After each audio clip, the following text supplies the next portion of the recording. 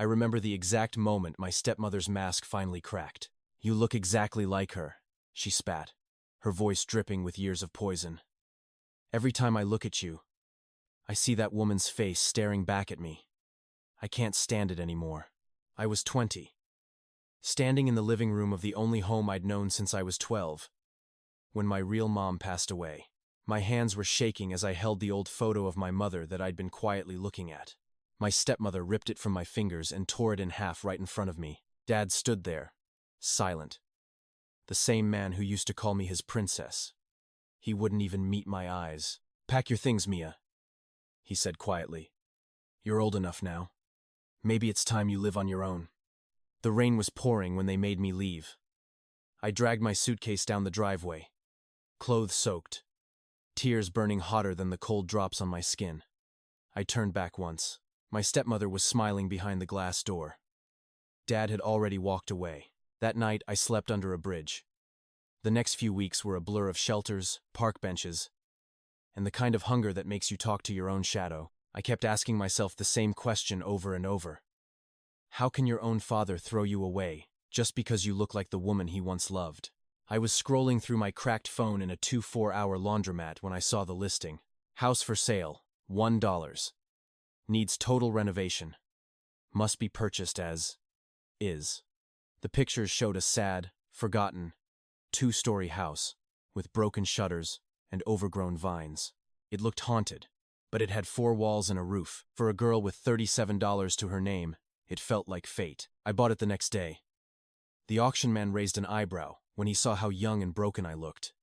But I didn't care. When I pushed open the heavy front door for the first time, the smell of dust, old wood, and faded lavender hit me like a memory I couldn't place. I started cleaning with whatever I could find. Every night, I cried myself to sleep on the floor. But every morning I got up and kept working. I painted walls, fixed what I could afford, and tried to build something that felt like home. Then the house started revealing itself. It began with one photo. I was peeling off old wallpaper in the upstairs hallway when a yellowed picture fluttered to the floor. It was my mother, smiling, holding me as a little girl. My hands started shaking. I found another behind the wallpaper, and another. Soon I realized the entire wall was covered with them, layer after layer. I tore down more wallpaper like a woman possessed. Every room held secrets. Boxes in the closet stacked with my mother's clothes. Her favorite summer dress, her perfume bottle, still faintly smelling like her. Diaries.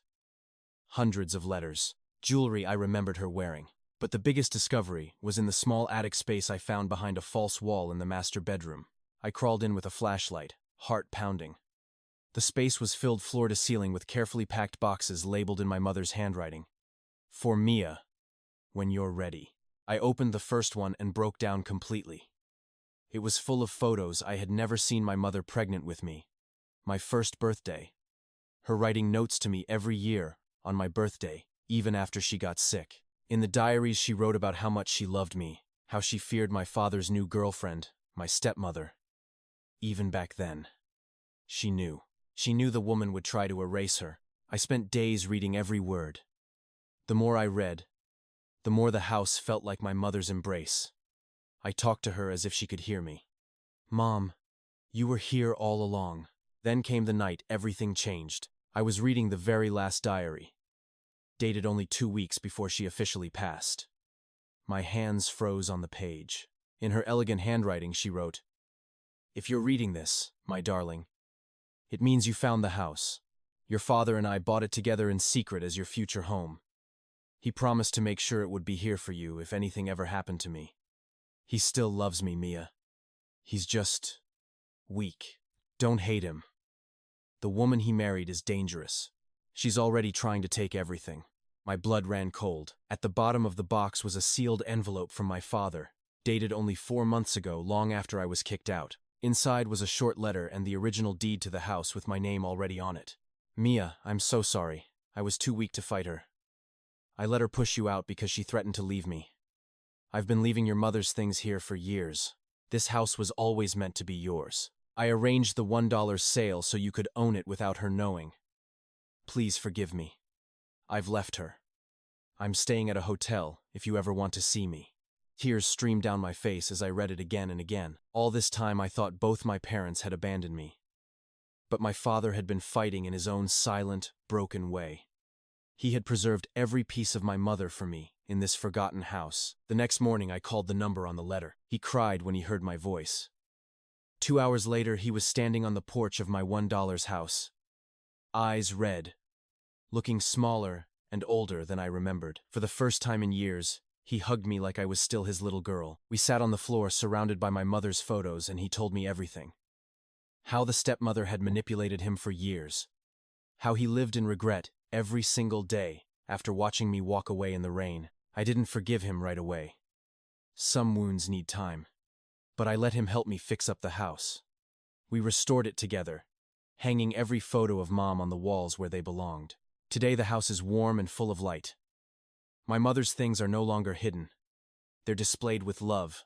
Sometimes I catch my father staring at her portrait with the same gentle eyes I remember from my childhood. The stepmother? She tried to fight the ownership of the house when she found out.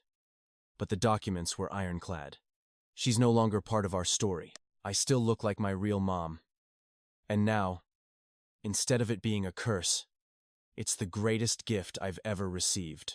Because every time I look in the mirror, I see the woman who loved me enough to prepare a home for me even from beyond the grave. And I finally understand some houses aren't just made of wood and bricks. Some houses are made of love that refuses to die. If you're out there feeling erased by someone who should love you, keep going. Your real home is waiting. Sometimes it's hidden behind old wallpaper and painful memories. But when you find it, it will heal you in ways you never imagined. This $1 house didn't just give me shelter. It gave me back my mother, and it gave me back my father. It gave me back myself. Today the house is warm and full of light. My mother's things are no longer hidden. They're displayed with love. Sometimes I catch my father staring at her portrait with the same gentle eyes I remember from my childhood. The stepmother? She tried to fight the ownership of the house when she found out. But the documents were ironclad. She's no longer part of our story. I still look like my real mom. And now, instead of it being a curse, it's the greatest gift I've ever received.